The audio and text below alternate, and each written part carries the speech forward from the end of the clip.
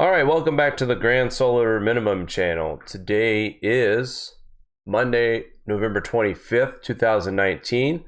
A little bit different format tonight. We're going to have guest Lee Wheelbarger, famous inventor, electronics battlefield expert, and inventor, as I already mentioned. But tonight, he wanted to talk to us about 5G and just give us a kind of an education about 5G, what kind of effects are possible during GSM, and just kind of, a one-on-one on 5G tonight. Now, we will be taking questions. So for those of you in the chat, if you have a question, we got a little bit of a slide presentation here that Lee is going to go over with us. And then at the end, we will be taking questions and further discussing 5G. So first of all, Lee, thank you for joining us tonight. Thanks for having me. Great to be here. So I guess let's just get right into this. As Lee, pretty much you're going to take the steering wheel here and just kind of guide us through. And why don't you go ahead and get started here, bud? Okay, so a lot of people want to know, what is 5G? And 5G is the fifth generation of the modern cell phone. And I'm going to give a brief history of cellular, which actually starts before 1G, which was the first generation of cellular. So I'll give the five real quickly, and then I'll go back to basically generation 0, the creation, which is where I actually came into the story. So 1G was your analog cell phone. That's the old brick phone or bag phone that Motorola came out with in the late 80s. And that was just an analog phone that operated in 800 megahertz. And the way that they would communicate in full duplex was that they would transmit on one frequency and they would receive on another frequency that was more than 40 megahertz apart, or 35 megahertz. It was what was called the channel spacing. And that allowed you to have basically 400 cellular channels between the two primary carriers. In the olden days, with first generation cellular, you had what was called the A carrier and the B carrier. The A carrier was a company that did not have a local telephone presence. So we always referred to the B carrier as the local Ma Bell or Bell Telephone Company. So you had to encourage competition. They would sell the A side. They would do it through auction. You had to raise money, and you were assigned from the Federal Communication what was called an MSA or an RSA. And an MSA would be a metropolitan service area, and an RSA would be a rural service area. For example, I was in charge of designing RSA number 6, both the A side and the B side in Virginia, which was Rockingham, Page, Shenandoah, and Augusta counties. And so we would go in and we would put in towers that would operate in the 800 megahertz frequency range, and that would broadcast out. And you had inside each one of those towers called a bay, which would allow you to have up to about 20 or so channels per bay.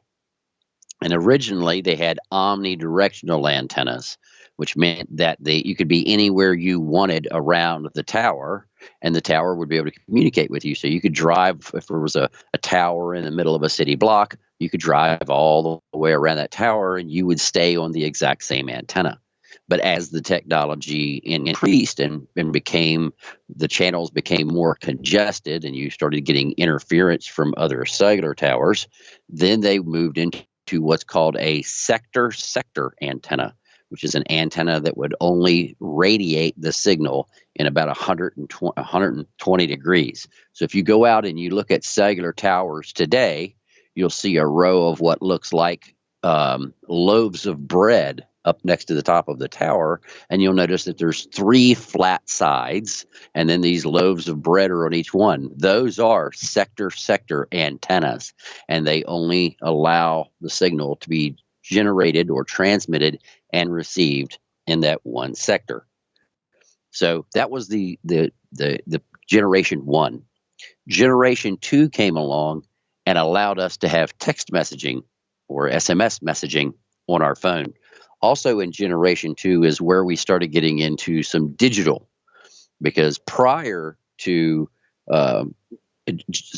generation 2 or 2G, all of the conversations were analog, which means it was just a regular broadcast, just like a walkie-talkie does, or just like a radio station used to do in the old days. And if you could have a scanner, you could type in the frequency. It was made illegal later on, but originally you could sit and listen to people's telephone calls on a cellular phone network. And anytime somebody would come up on a channel and start talking, you would be able to hear it right over your scanner, just like you were listening to it on the phone. So then we moved into 3G. Now, when we moved into 3G, that gave us our online content, our ability to do our emails and things of that nature is what 3G brought us, and allow us to, download movies and videos and so on and so forth. Now, to do that in high speed, that's what we got when we went into 4G. And so with 4G, we have a true online presence. It's the high speeds that we see today. It's what we refer to as our 4G LTE, and so on and so forth.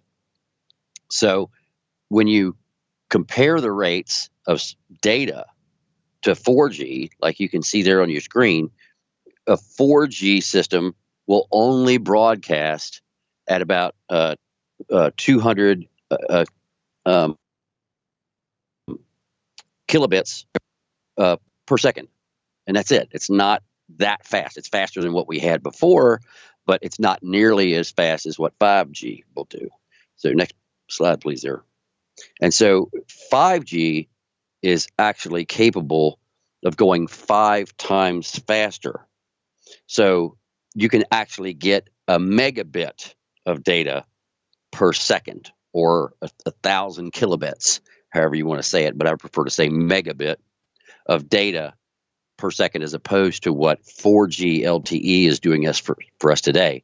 So technically, it's easily 5 times faster, and can be as much as 10 times faster than 4G LTE. Next slide, please.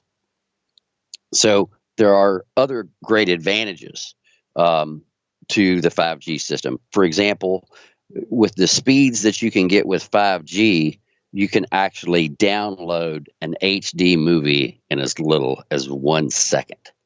And so with a 4G system, the communications time from the tower to the phone, or what people would refer to as a ping time, can be as long as 100 milliseconds, or the response time. But in 5G, it can be as short as just 1 millisecond, because in 5G, the data is in the cloud and is more dispersed around, as opposed to just going back to certain points of presence.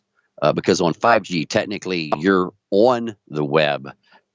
You're not going through an ISP or a router or server, so on and so forth, like you are with 4G. Because in 4G, if you want to get onto the internet, you're actually connecting with the tower. Then the tower is connecting back through what's called the MTSO, the mobile telephone switching office, or through the local network there, and routing your calls that way. With 5G, you're just present on the net. So the point of presence to the net is technically the tower itself. So you can do the next slide there, please.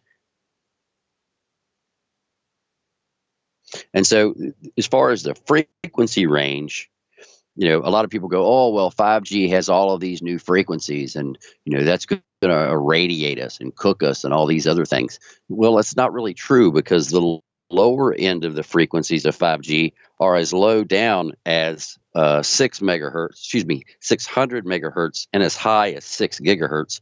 And that's referred to as a frequency set of sub-6. Now you can go to the next slide.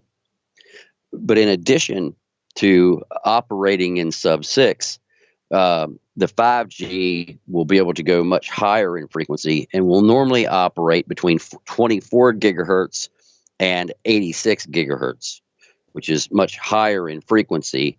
And then there will be additional bands that will be opened up from between 30 to 300 gigahertz, which is part of what's referred to as the millimeter wave. And that's what we'll be experimenting with in the future. Now, I can honestly say that what I'm going to describe to you here today will not be a complete and comprehensive coverage of everything that 5G will do. And the reason for that is even the people who are designing 5G haven't figured out everything that they want to do with it. But they want to be able to hook it to microwave ovens, to other electronic appliances. It'll be hooked to autonomous vehicles, so as that all the autonomous vehicles operating in a city will know where each other are. They will know where the people are who are operating up and down the streets. It'll be able to communicate with traffic lights, and it will give the city a complete interconnection within the city of all of the different utilities, equipments, services, vehicles. Basically, anything that's operating in the city can be tied into the network, including bridges and other things of that nature, so that if there's a problem with a bridge, it can notify people immediately rather than having people have to go out and inspect it all the time. Well, next slide, please. I wanted to interject real quick, too. This makes a lot of sense. I've seen a lot of commercials, especially for Samsung, where the oven actually has a smart screen where you could watch TV or check your email. And so this makes sense why the 5G is being spread out all over the place, because it's going to connect us. I mean, if you think we're connected now, this 5G is really going to be an improvement as far as quality of life when it comes to connectivity from your appliances to your TVs to even vacuum cleaners, and now even products like lawnmowers are coming out for this. So very interesting stuff so far. Go ahead, Lee. All right, so you can go ahead and move to the next slide. Now, there are advantages to 5G, but there are some disadvantages too, and we'll talk about those shortly. So one of the big differences is in 5G is everything is connected together. So you have a 5G network in the middle, and then you have direct connection to all 5G devices simultaneously.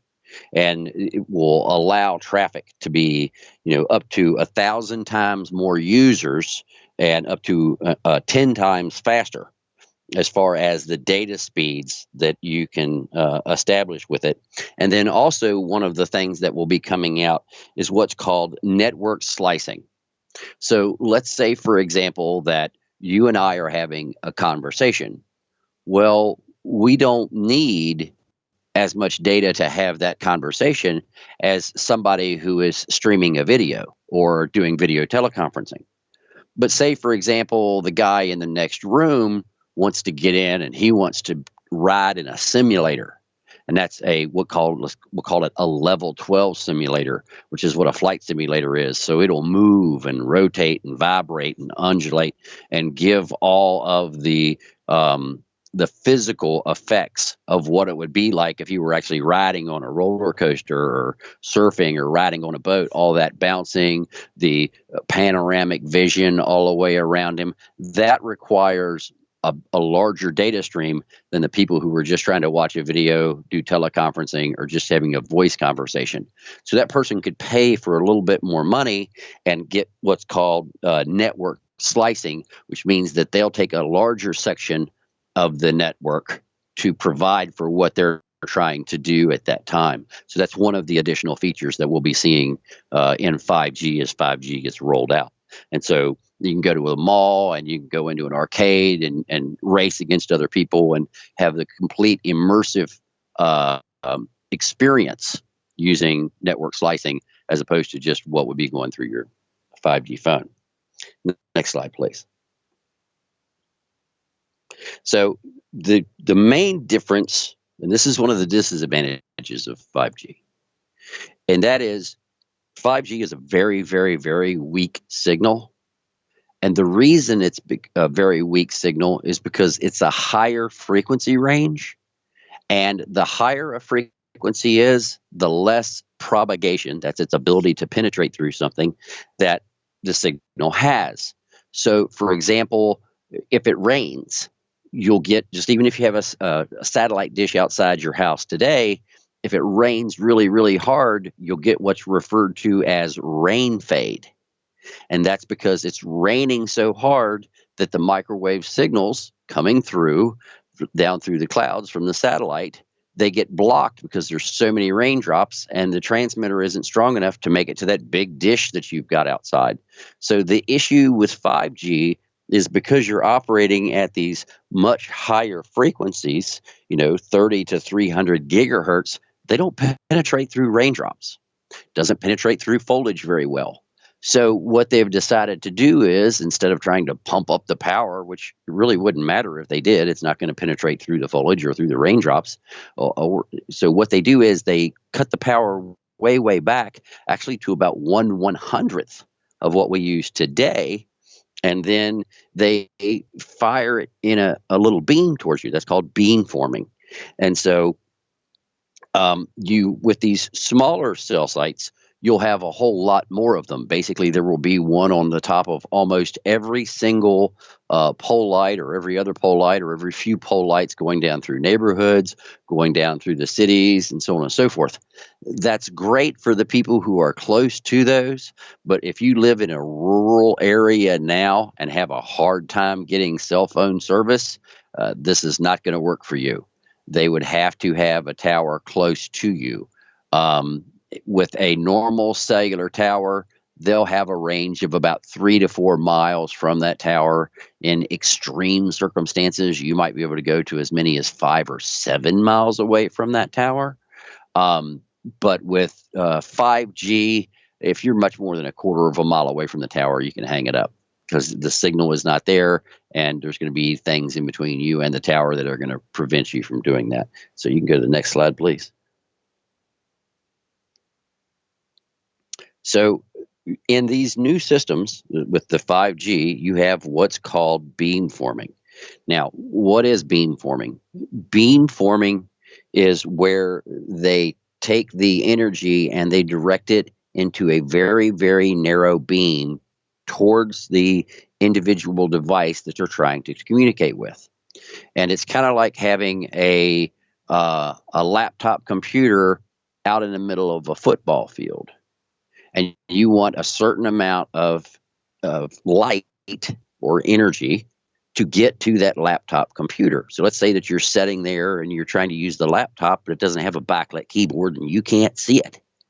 Well, you could turn on all the lights in the football stadium and light up every square inch of the football stadium, which would take a huge amount of electricity, which is the way cellular works today. Or generation 1 cellular, generation 2 cellular. Or you could go to like 3G and 4G, which is a floodlight. It's directional, which kind of just floods the middle of the football field. But that's still a whole lot of energy. Or you could have a small flashlight with a very tight beam on it, and you could stand up in the stands and you could shine it on that laptop down there. And you could light up the keyboard on that laptop just enough where you could read it.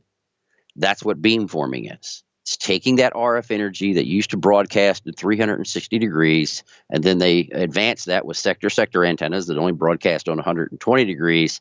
And now with beamforming, they're able to bring that into a tighter beam, kind of like a mag light flashlight with a really tight beam, or a police flashlight, if you're not familiar with what a mag light is. And it provides that very tight beam at a very low power and only shines the beam or the light, or in this case, the signal, on the exact spot that you need that signal sent to. And because it doesn't propagate very far, and because it's a very weak signal, it uses a whole lot less energy. So it's actually good for the environment because we have to produce less energy to have the system operate, down to about 1/100th the amount of energy that we currently use today. Because a standard cellular broadcast tower in 1G, that tower could emit as much as 35 watts, and your cell phone in your vehicle could emit from its antenna as much as 3 watts, and then you could put a higher gain antenna on and change that. But still, that's 3 watts. Now phones are emitting milliwatts, which are hundredths of watts, as opposed to full watts. So it's a lot less energy, and it's more focused on the individual user or device that's connected. Next slide, please. So as you put more of these towers around the area, they will have much smaller cell site areas, so it will require way more towers to be put in place. In fact, there will be well over 1,000 times as many transmitters as we currently have right now once the entire network is built out, because as opposed to having a circle around that tower that will reach out for miles in every direction, it's only going to reach out hundreds of yards. So it's going to require, basically, for every city block, 2 or 3 transmitters for every city block in every city. If it's a large city block, like something in New York City, for example, just between those city blocks, there could be as many as 5 or 7 transmitters just down each street. Because you got to look at it this way: as opposed to lighting up the entire area with a giant tower of lights, just imagine that they're little itty bitty night lights like you had in your bathroom or on the wall to find your way to the bathroom in the middle of the night. It's very, very small wattage, very, very weak, so it doesn't propagate very far. So you got to have a whole lot of them to be able to see where you're going, as opposed to a giant floodlight that's lighting the whole place up. Next slide, please.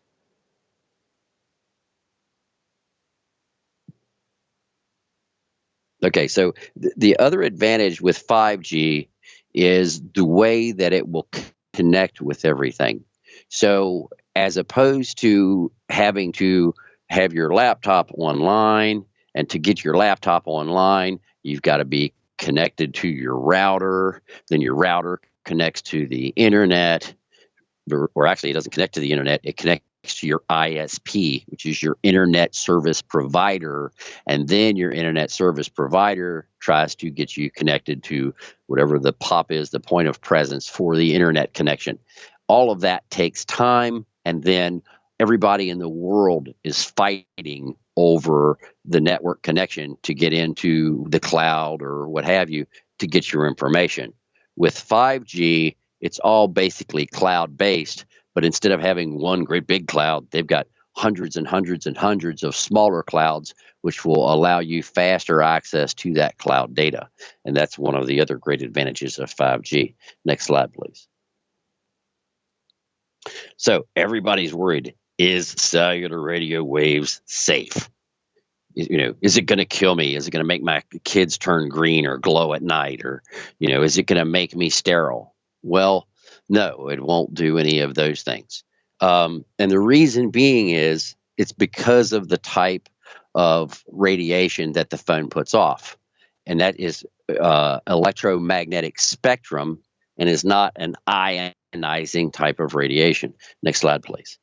You see, because there have been a lot of studies that have been done, and we use microwave frequencies in our cell phones now. The 2.4 gigahertz that your cell phone operates now, if you're on 3G or 4G, that's a microwave frequency. And I've been dealing with microwave frequencies for over 27 years. In fact, I sent Jake a photograph of me the other day with a heads-up display system that I designed for the U.S. Navy when I was 27 years old for the Navy SEALs. It's the first time that photograph was ever shown publicly. And that system has a 2.4 gigahertz as well as a 5.6 gigahertz transmitter on it at 3 watts, which is way more energy than what your cell phone would ever be able to produce. Next slide, please. And so those levels of radiation are not ionizing. And on the slide here, you'll see some of the things that you're already using that have microwave frequencies in them. Headsets that are wireless use microwave, the old cordless phones, your computer, your cell phone, your wireless router that's in your house, your microwave oven, all of those things are operating in microwave radio spectrum. And to heat water, you want a frequency that will make the water molecule, for its size, you want it to be able to oscillate and generate heat. So the particular frequency of that is 2.450 gigahertz. And water molecules, when hit by a microwave frequency of 2.450 gigahertz, will make those water molecules vibrate, and that's what heats your food. If you were to lower that down to 2 gigahertz, it won't heat. If you were to raise that up to 3 gigahertz, it won't heat. It has to be at the resonant frequency of that particular molecule to make it resonate and generate heat. Next slide, please. So that's why a microwave is only allowed to emit an extremely small amount of RF energy outside of the microwave. In fact, it has to be less than 5 milliwatts per square centimeter at a distance of 2 inches, which is a very small amount of energy is all that is allowed to leak outside of your microwave. And the way it works is as far as the signal being weak, is it works off the inverse square root. And that's the law that anybody can look up, that every time you increase the distance, you decrease the power over that distance. And when you're talking about operating between 30 and 300 gigahertz, the frequency is very, very weak and doesn't propagate through foliage, doesn't propagate through rain. So people that think that you can use 5G for weather modification have no idea what they're talking about. They don't know anything at all about the technology, because there's not enough energy there to do anything. In addition to that, it's not even operating on the correct frequency. So there's a lot of issues with people who have claimed that 5G can be used for weather modification. That's if you want to use weather modification, go talk to the Chinese and you'll find out that they're not using 5G for weather modification.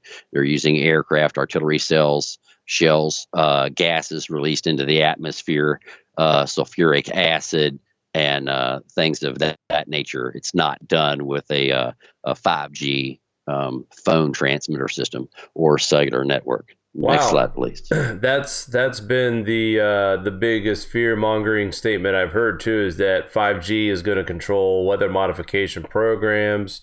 A lot of people in the chat, when we get done at the presentation here, we'll go ahead and answer your questions. But a lot of folks really believe, just listen to the technology information that Lee is giving about this. There's still some naysayers about causing cancer, 5G, and harming children.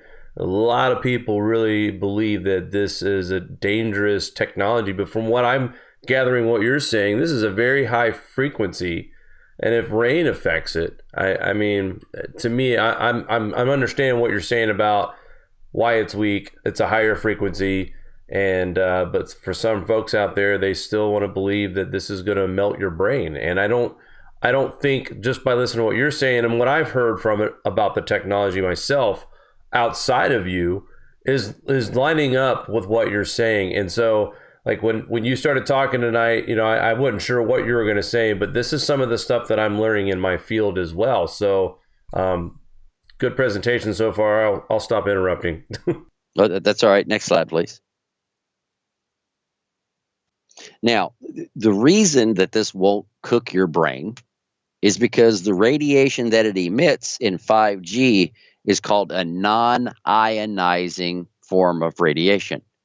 And so non-ionizing radiations just resonate. They don't destroy with particles like other things do. So if you'll, next slide, please. Now, an example of ionizing radiation is that of medical X-rays, gamma rays, and cosmic radiation like you get out in space. The cosmic rays that come out of the sun, like I talk about. And when I say that people won't go to Mars and come back, that is simply because of these other types of ionizing radiation. The medical X-rays, the gamma rays, and the cosmic rays are what damage your DNA and create mutations and so on and so forth. The issue is that a 5G system with millimeter waves cannot go high enough to become an ionizing type radiation. So it's not an X-ray, a gamma ray, or a cosmic ray. So those are the only types of rays or radiation that can harm you at these minute levels. And it doesn't take much X-rays, it doesn't take much gamma rays, and doesn't take much cosmic rays to create permanent damage. And with those types of radiation, if I were to hit you with that type of radiation, be it X-rays, gamma rays, or cosmic rays, I would be able to detect that, especially if you were exposed to that. That's something that I could put inside of you, and I would be able to come up with you with a Geiger counter or something and be able to see that. Or like people who undergo chemotherapy, for example, when they put in the new radiation detectors in the Pentagon, those radiation detectors were so sensitive that if someone went for chemotherapy in the morning and then came in that afternoon to work at the Pentagon and walked into the Pentagon and took a leak, when they did, they would set off the radiation detectors inside the Pentagon. You can't do that with non-ionizing radiation. As soon as you turn the transmitter off, it's gone. There's nothing left over. There is no residual within the human body. In fact, in most cases, this radiation won't even penetrate through your epidermis because the wavelengths are so high, and the wattages are so low. So you're not even going to be able to feel it. Now, you can still feel some heat from it because you can set the transmitter on your leg and a transmitter. And there's a case of a woman who is suing because she kept her cell phone inside of her bra with the back and the antenna directly against her breast, and she left it that way for years and talked on it all of the time. And so now she claims that she has breast cancer, and it's because of her cell phone. But there's still no connection to that. Additionally, there are people who claim these radiation reports and the National Institutes of Health and so on and so forth that they've done testing. Well, I encourage anyone that believes that to go and download the report. Read the report like I have. I've read all of them. Look at the amount of RF energy that they submitted those poor animals to. You'll find out that, number one, the levels of RF that they submitted the animals to is way, way, way higher than what you can ever be exposed to by a cell phone. Secondly, the periods of time that the animals were exposed to that level of radiation is way beyond what a normal person will ever expose. And then the third thing that they leave out is that in some of those tests that they did, the animals lived twice as long as their normal life expectancy. And those animals that lived twice as long had no side effects other than it doubled their lifespan. But yet they'll never mention those to you. So, they don't believe everything you hear. Go, like I always encourage everyone, do the research for yourself. Go download those studies and see what they've done. And when people say, we believe, we think, there could possibly be, none of that is definitive. It says this will cause that. That's definitive.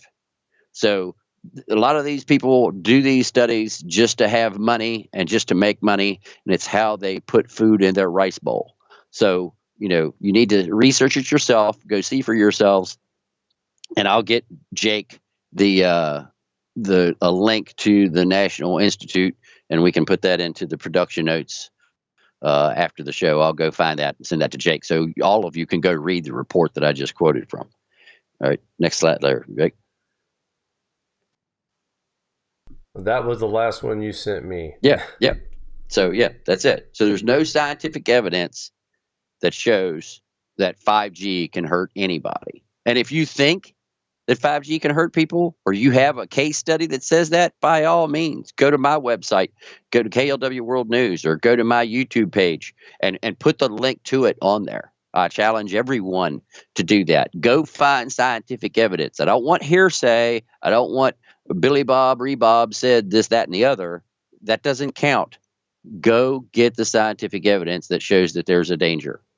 And it's proven danger at the levels that people can be exposed to from a cell phone. I have spent months and months and months looking for that, and it doesn't exist. All of these studies that people have sent me to are cases of where the wattages are 10 to 100 times higher, And that's the other thing.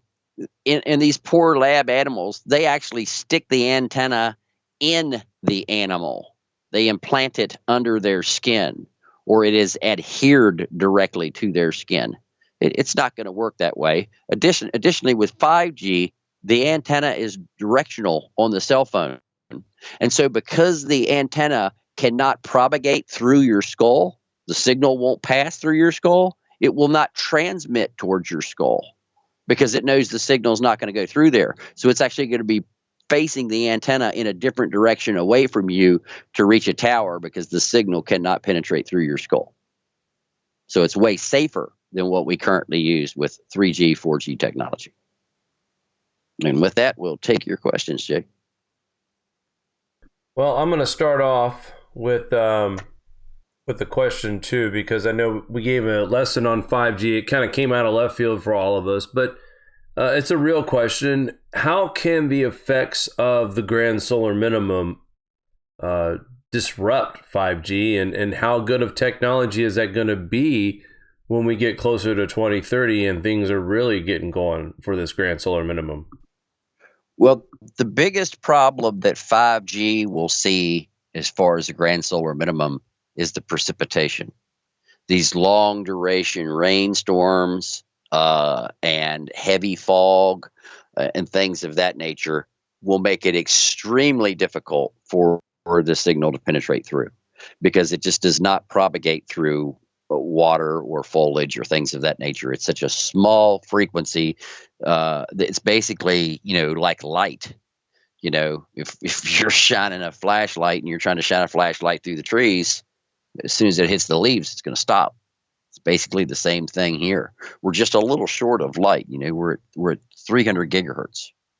So it's not going to be able to propagate. The other issue, of course, is CMEs and EMPs and things of that nature. We're a lot more likely going through the GSM to have CMEs, coronal mass ejections, and filament releases and things of that nature, and they would raise havoc within the network as far as taking out the lines to it, taking out the infrastructure that supports it. So it'll be more, because there's more of these devices, it'll be more difficult to protect the entire network and to keep its architecture up and going. And the other problem is that if you have a couple towers go out, well, then that's going to be a dead spot. It's not like with other towers, whereas that they somewhat overlap each other a little bit more because of their power. And if a tower goes out, you can say you boost your power a little bit more and try to fill in this spot. In 5G, if you lose all of the antennas on a city block, you're done. And that's the other problem that you have. If you're on a city block and the power goes out on that city block, the 5G is going to go down.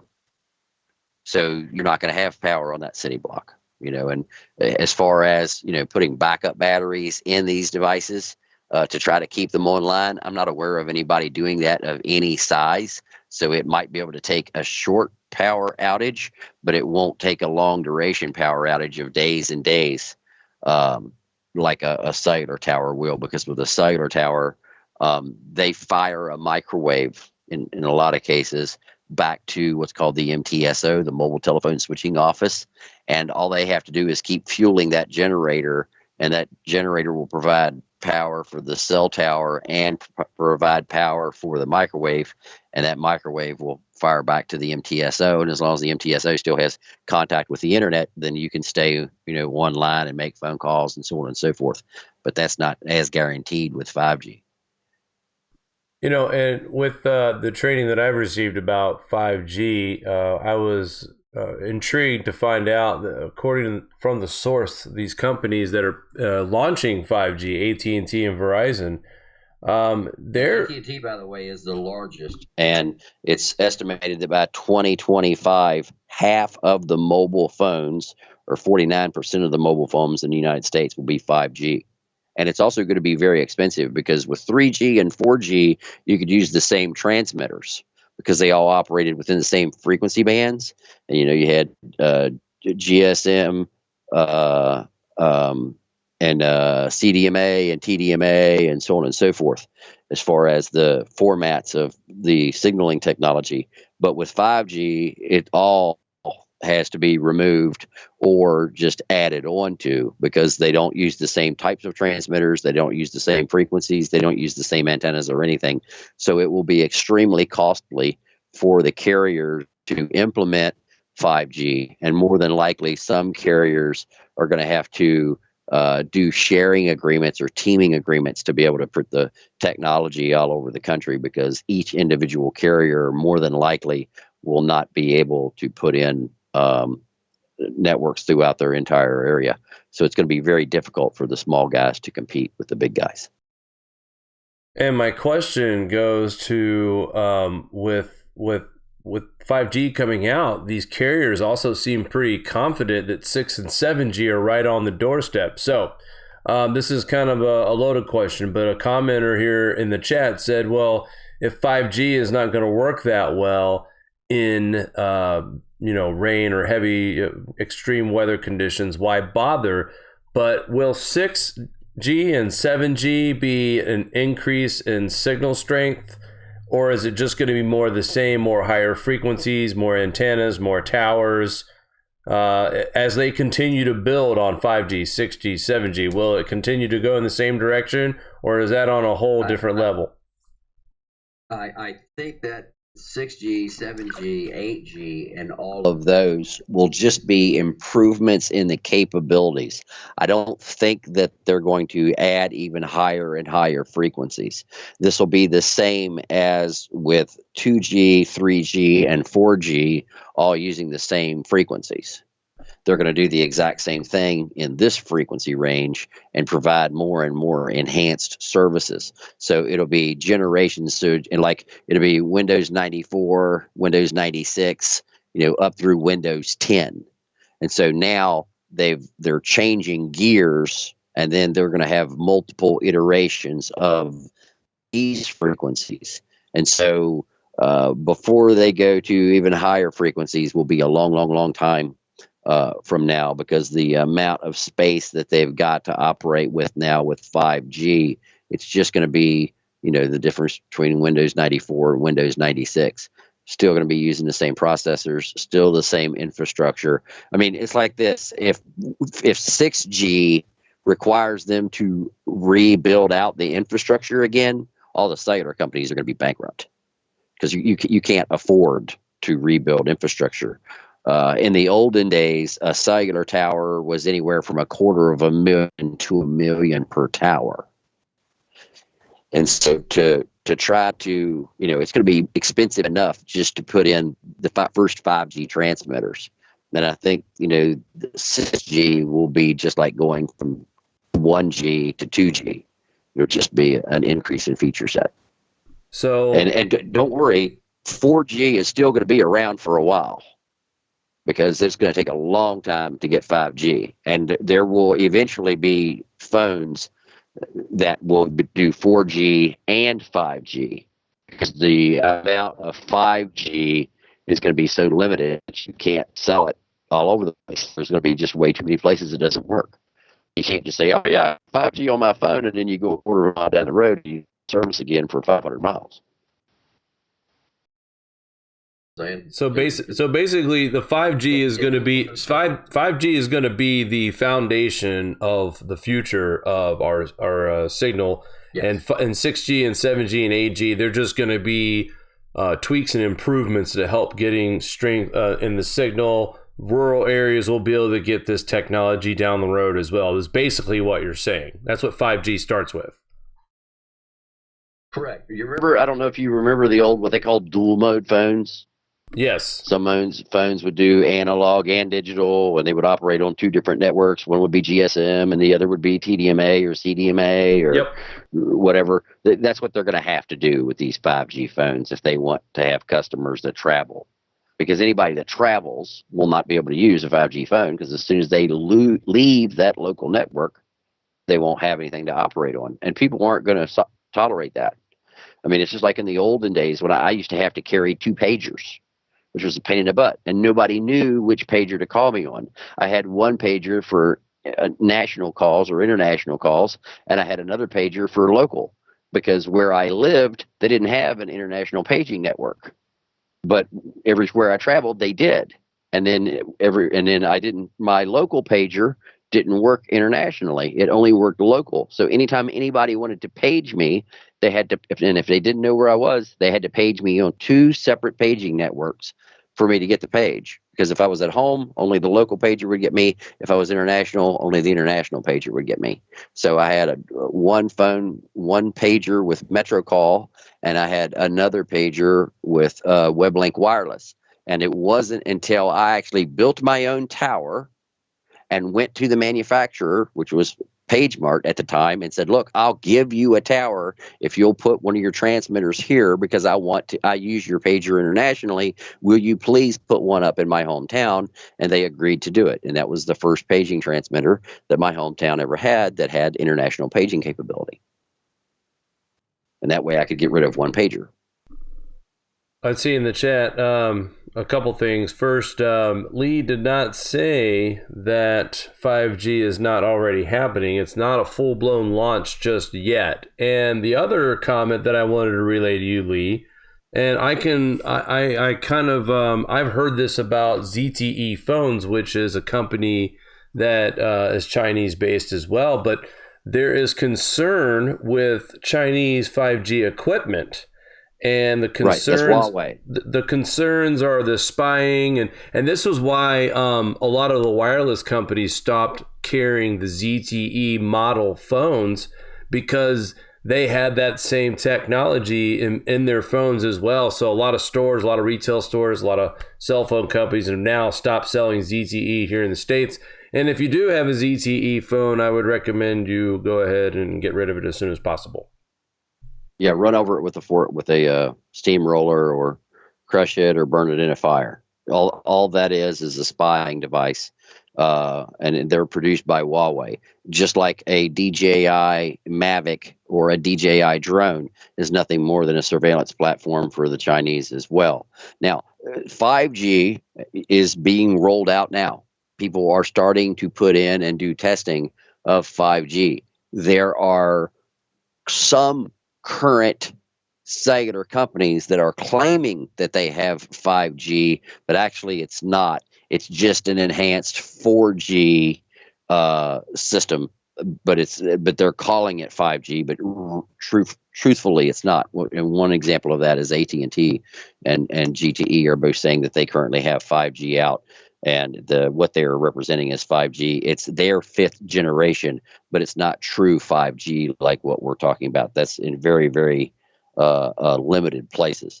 And there are 5 main things to the 5G that are different from regular cellular phones. And the first of that is the millimeter wave of being from 30 to 300 gigahertz. And because of those frequency ranges, it doesn't penetrate through foliage or even rain for that matter.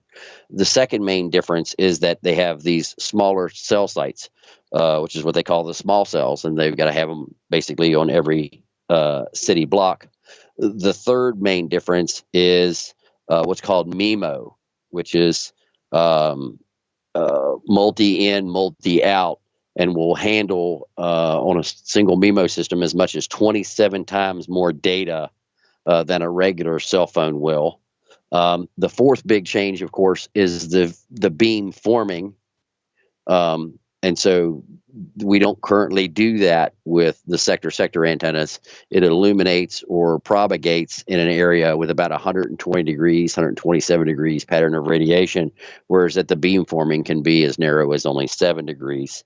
And then the fifth big thing is that the transmitting and receiving of this is true full duplex on the same frequency. We've had full duplex before, but when they do full duplex before, they're either transmitting on one frequency and receiving on another.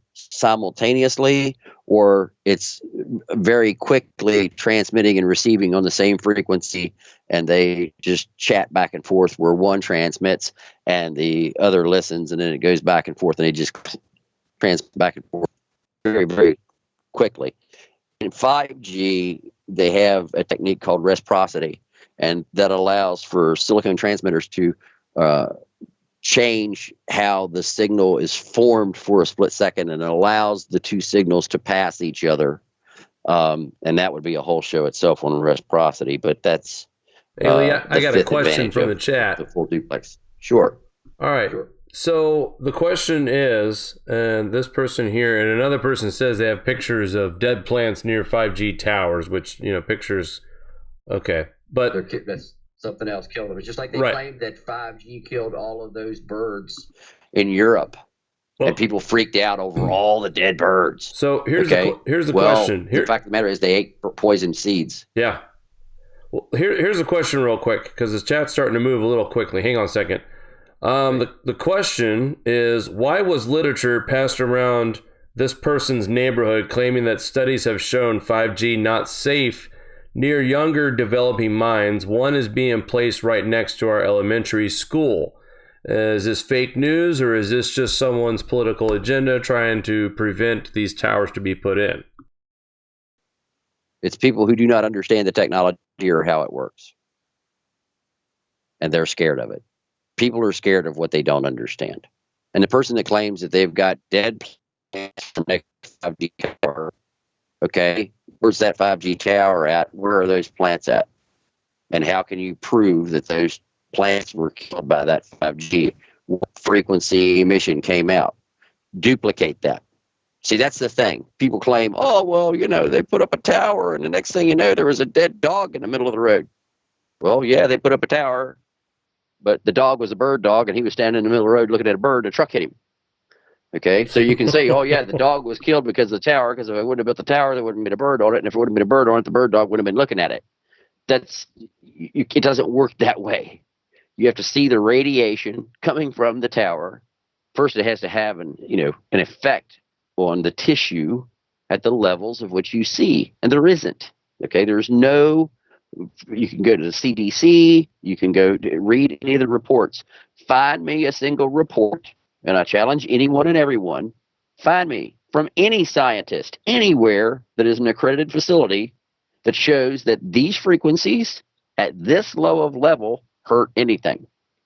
Okay, don't say, well, it's 500 watts, it makes your skin blister. Yeah, of course at 500 watts it makes your skin blister. We're talking milliwatts, which are hundreds of watts, not hundreds of watts. And oh, by the way, we're not sticking the antenna up the sphincter of the animal and leaving it there for 2 years. Okay, this is an antenna that is you will talk on for at most 8 hours a day. I think very few people talk on a cell phone more than 8 hours. I probably do. But, if that were the case, I would have been dead a long time ago, because I've been exposing myself to this radiation for over 30 years. So it's not a case of the levels that are used in the test are in sometimes tens, hundreds, or thousands of times stronger for tens or hundreds or thousands of times longer than what everyone or anyone would ever be exposed to.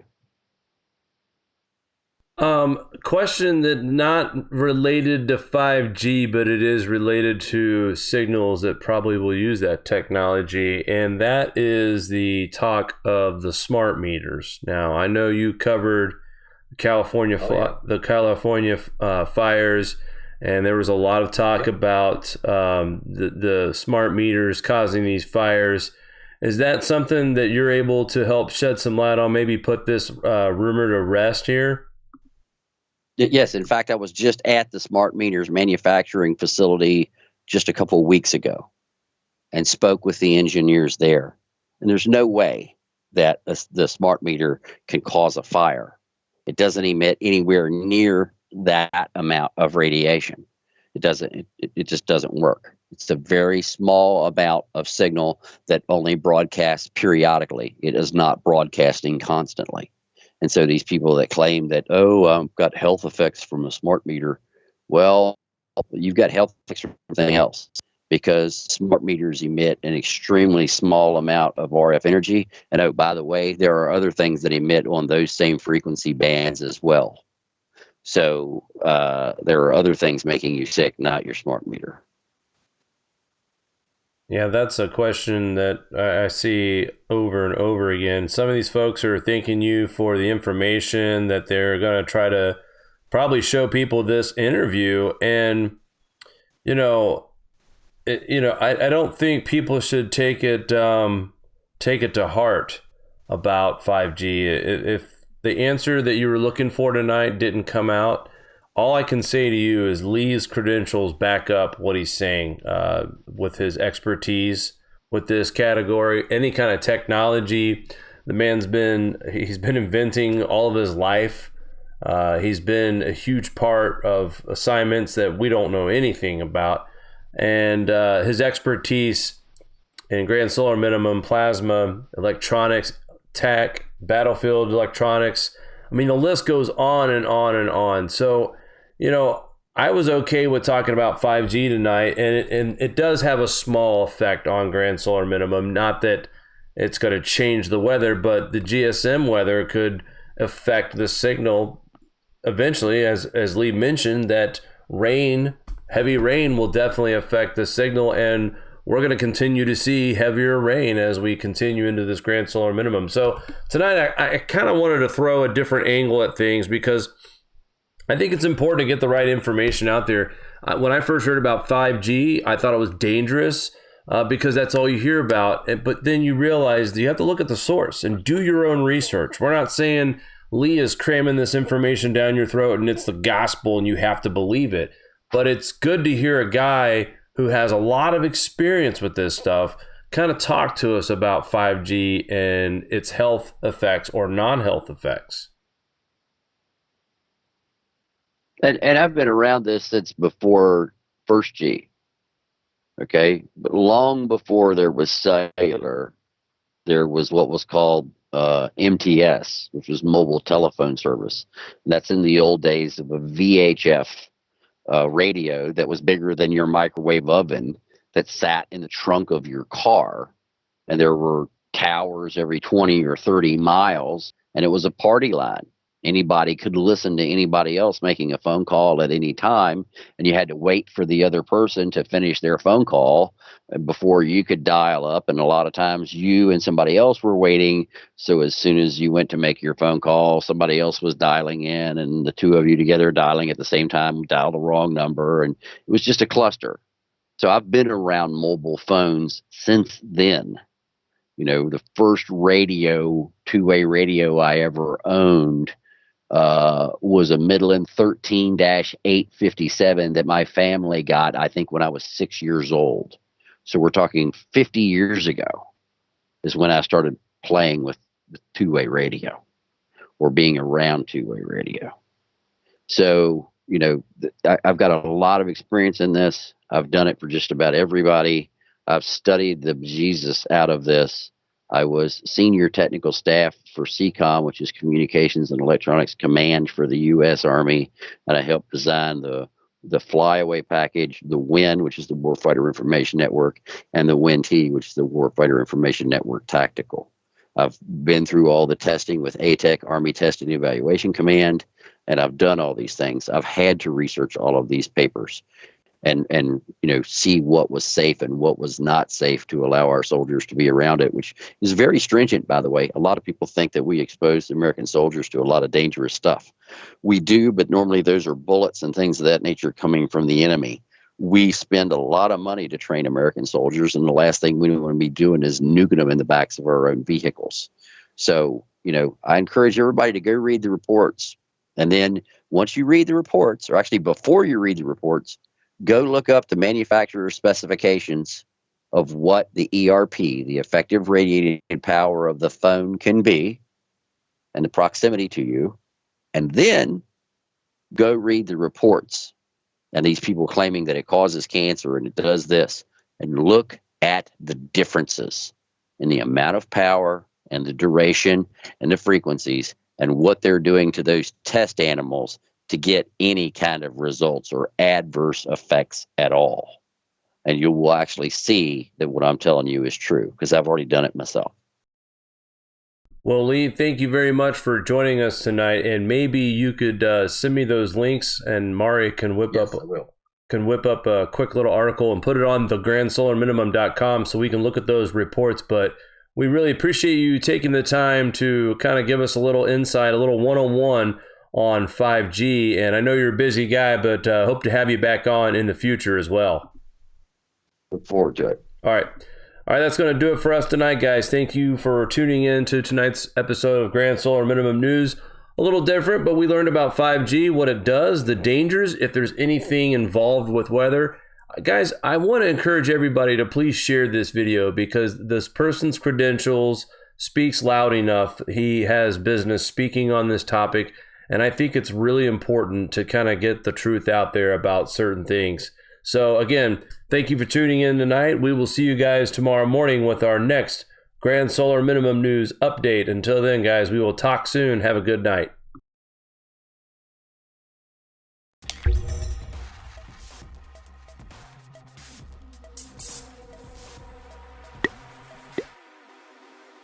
Do you like this show? Give us a thumbs up. Want to support us more? Share to your favorite social media platform, buy a t-shirt, or become a Patreon. All links are in the description below.